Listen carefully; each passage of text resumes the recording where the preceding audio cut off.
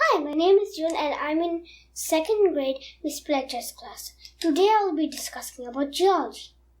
As we all know, geology is all about Earth. So in order to know about geology, we need to know how the Earth was formed. Early in our universe's history, the Earth and the other planets was formed from dust, pieces of rock, and gas orbiting the sun. This material smashed together and began to heat up until the entire mass melted. Some of the materials in the mass were heavier than others. The heavier materials fell to the center to become the core. The rest became the mantle crusting atmosphere. Now that we know how the Earth was formed, we need to know about geology. Geology is the science that deals with the dynamics and physical history of the Earth and the rocks of which it is composed. It is also the study of the physical, chemical, and biological changes the Earth has undergone or is undergoing. Hey, look, there's a geologist, just like me. So, who is a geologist? A geologist is a person who studies geology. As simple as that. But they also study the solid and liquid matter that constitutes the Earth, as well as the processes that have shaped it. Sometimes geologists study landforms. What are landforms?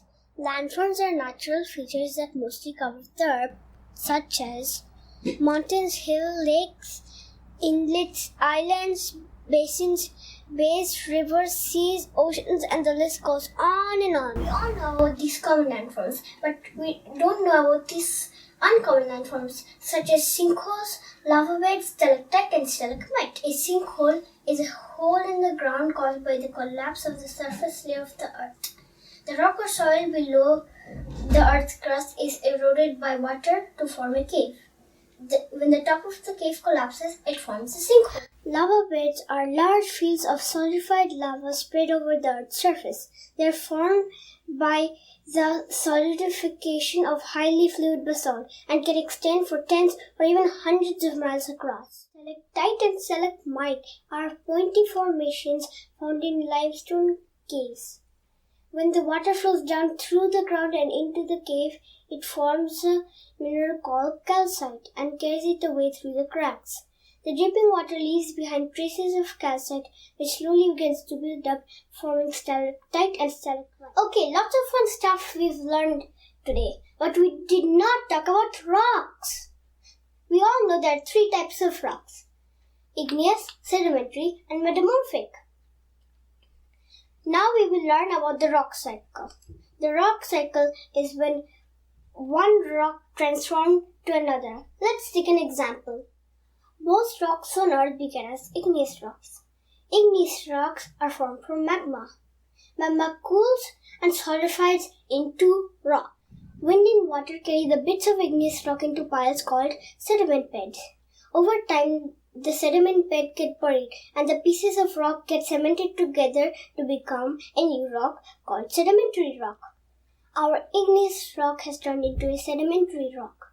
If our sedimentary rock is exposed and eroded away, it will eventually become a new sedimentary rock. However, if a sedimentary rocks get buried deep under the earth, the heat and pressure will essentially make the rock into something new called a metamorphic rock. Metamorphosis can happen to igneous rocks as well. Metamorphic rocks can be weathered and eroded into sedimentary rocks. Or if a metamorphic rock is forced deeper into the earth, the rock may melt and become magma. If the rock cools and hardens, it will become an igneous rock. Igneous rocks and sedimentary rocks can also be forced deeper into the earth and melt to become magma. Once the magma cools, it can become an igneous rock. Let's review what we've learned today. We've learned how the earth was formed, geology, geologists, landforms, rocks, and rock cycles. We have learned a lot today. Bye, and don't forget what you've learned.